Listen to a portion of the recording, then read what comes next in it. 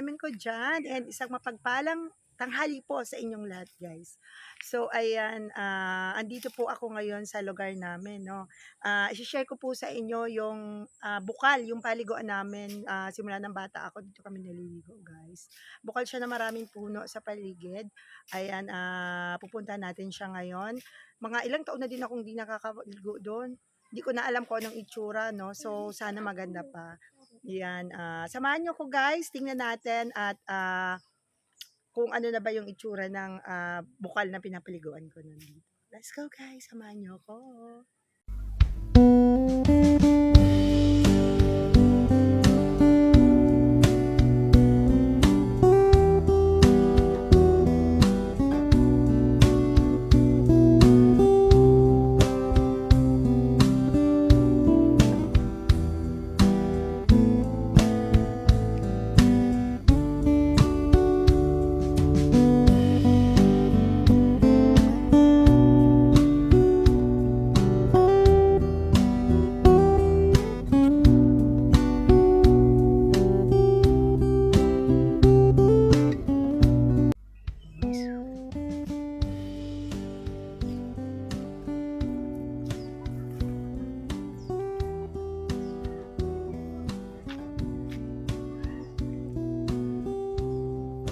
Yan guys, yung puno ng balete, no? Ayan, andito pa pala yung puno ng balete. Yan guys, yung puno ng balete. Laki niya na puno. Ito naman akasya. So yun, andito pa pala sila. Kala ko naputol na to ng mga bagyo. Yun, malaking balete yan guys. So yun. At flex ko lang guys yung yung puno, no? Ayan yung puno na Makati pa sa Makati, no? Pag nadikitan mo yung yung dahon yan, pero ano yan, gamot daw yan guys. So ayun lang, lingatong ang tawag dito sa amin. So yun yung paligid ng paliguan namin guys, malapit na tayo. So yun, ito may mga nara siya dito guys, sa paligid may mga nara siya. Ay, madami palang tao guys, madaming tao. So yun, yun ang mga puno na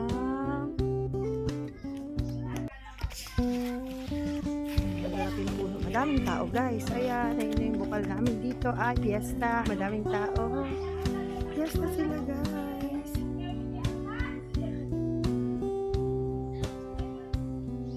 Madaming naliligo. So video muna tayo dito sa taas. Kasi hindi tayo makakaano dun kasi sobrang daming tao guys. Matao siya. So yun. And maliit lang siya guys, pero sobrang presko ng sobrang presko ng tubig. So,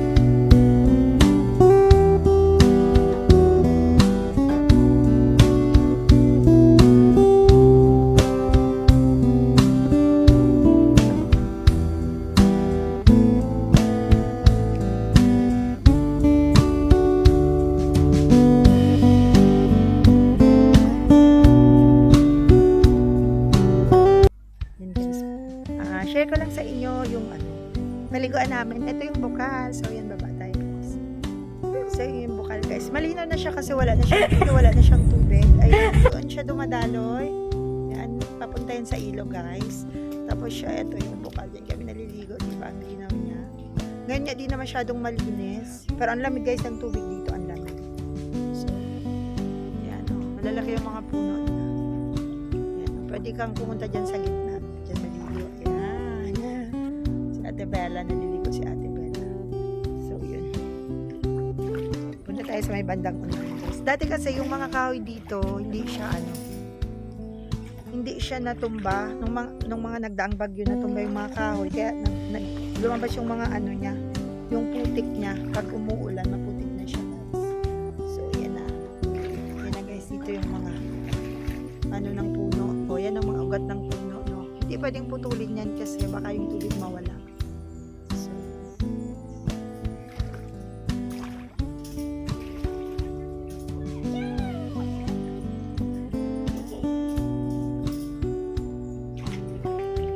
lang siya guys, sobrang lamig ng tubig, sobrang lamig.